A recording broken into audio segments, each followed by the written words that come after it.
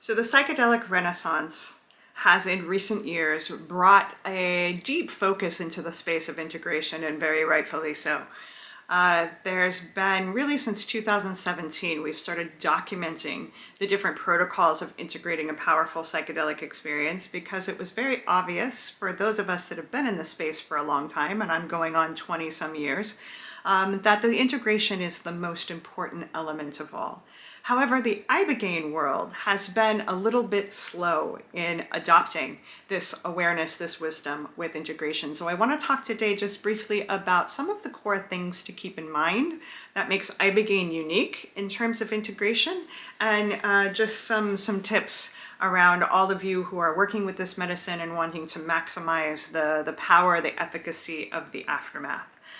So first of all, as with integrating any powerful medicine, it all begins in preparation.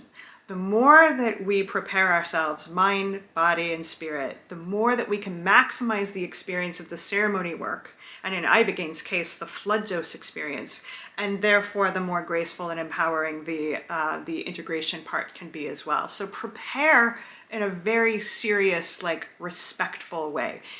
Preparing the body, preparing the mind is probably the most important part. If you would ask me the single most essential element of preparation, it is a practice of meditation, of being the witness to our thoughts, our physical sensations, our mental patterns.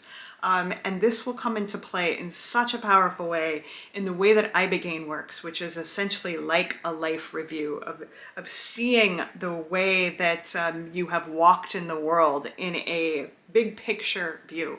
The more that we have the capacity to be a witness in our consciousness rather than a reactor, the more just graceful and powerful and insightful these experiences can be, and the easier it will be to integrate them because we're not so deeply personalized and identified with what's coming through if we have a ritual of meditation.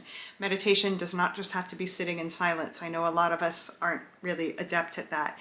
It can be committed to movement like yoga or dance, walking in nature, or just spending time in nature, being embodied, somatically connecting to our incredible vessels. Anything that gets us out of the monkey mind, or you can look at it this way, anything that creates a balance of doing and being. Most of us do all day. And if you can think of the idea of doobie, the balancing of doing and being as what is so powerful in the spiritual path as a whole, then that is a really incredible element to bring into an integration of Ibogaine. In addition, Ibogaine brings in the aftermath a handful of challenges that are unique with some of the other entheogens. The most prominent one is that because it is such a powerful stimulant, it can disrupt sleeping patterns. This medicine can make you feel really sort of frenetic and overly energized. And so in order to have a graceful integration with Ibogaine, it's really smart to have a protocol that you do in preparation that is there like a safety net to help with the integration that is focused on good, delicious sleep. So creating a ritual of working with things like melatonin, magnesium, glycine, even CBD or hemp, other plants like valerian, skullcap, passion flower, plants that are nervous system tonics or nervines that also help to calm and create an invitation of sleep at least. Also creating a ritual for nighttime regulation. A lot of us just hop off a television or phone and try to go right into the sleep space. And that can be incredibly challenging for our nervous system. And then in the aftermath of Ibogaine, it's going to be even more challenging. So have a ritual of unplugging from technology at 7, 8 p.m. That would be amazing and powerful.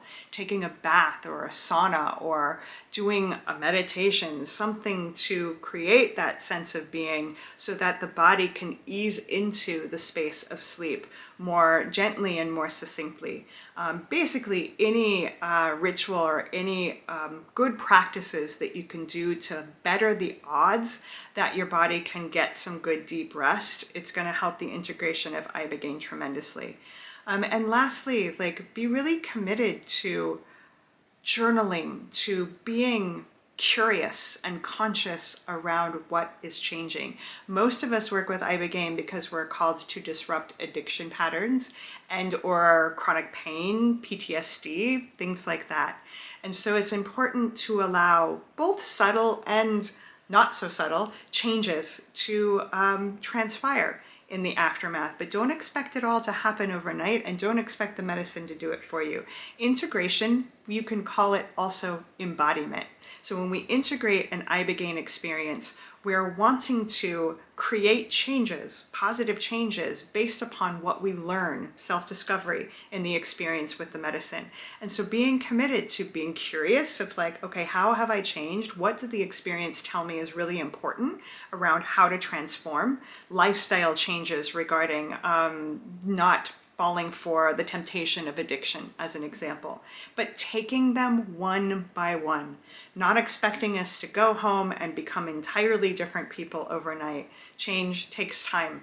So committing to one thing at a time to ground in, to create new habits, new ways of relating to ourselves. And honestly, this work is almost impossible to do by ourselves.